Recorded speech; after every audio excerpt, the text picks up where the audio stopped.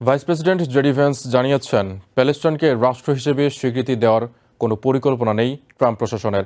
শুক্রবার ব্রিটেন সফরে দেশটির পররাষ্ট্রমন্ত্রী ডেভিড ল্যামির সাথে বৈঠকের আগে সাংবাদিকদের প্রশ্নের জবাবে তিনি এই কথা বলেন।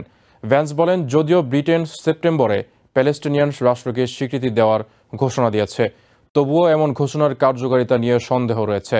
তিনি আরও জানান, গাজা প্রসঙ্গে প্রেসিডেন্ট ট্রাম্পের দুটি মূল লক্ষ্য আছে। প্রথমত, হামাসকে নির্মূল করা এবং দ্বিতীয়ত, গাজার সাধারণ মানুষের দুর্ভোগ কমানো।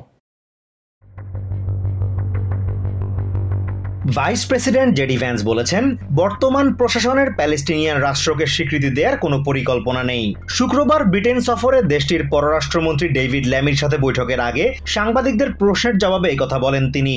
একই সাথে ব্রিটেন প্যালেস্টিনিয়ান রাষ্ট্রকে স্বীকৃতি দিলে তার কার্যকারিতা নিয়ে প্রশ্ন তুলে তিনি বলেন, প্যালেস্টাইনের কোনো সরকার নেই, তাই এই স্বীকৃতির কার্যকারিতা নিয়ে তিনি সন্দিহান। Well, it's one of the things that we're going to talk about. Obviously, the United Kingdom is going to make its decision. We have no plans to recognize a Palestinian state. I don't know what it would mean to really recognize a Palestinian state given the lack of a functional government there. তিনি বলেন, president Trump গাজার ক্ষেত্রে দুটি বিষয়কে অগ্রাধিকার দিচ্ছেন। এর প্রথমটি হলো গাজায় হামাসের নিয়ন্ত্রণ আজীবনের জন্য ধ্বংস করে তারা যেন আর কোনো ইসরায়েলের উপর হামলা করতে না পারে তা নিশ্চিত করা। দ্বিতীয় বিষয়টি হলো গাজার বাসিন্দাদের দুর্দশা দূর করা।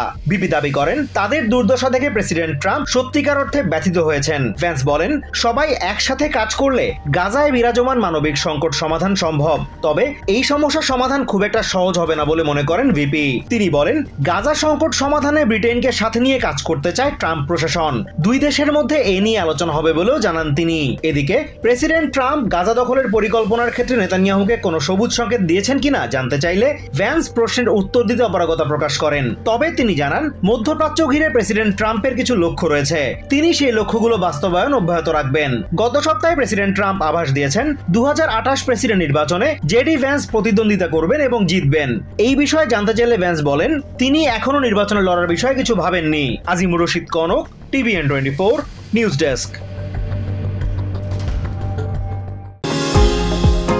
নিউ ইয়র্ক থেকে সম্প্রচারিত TVN 24 টেলিভিশন বিশ্বজুড়ে বাঙালির কণ্ঠস্বর।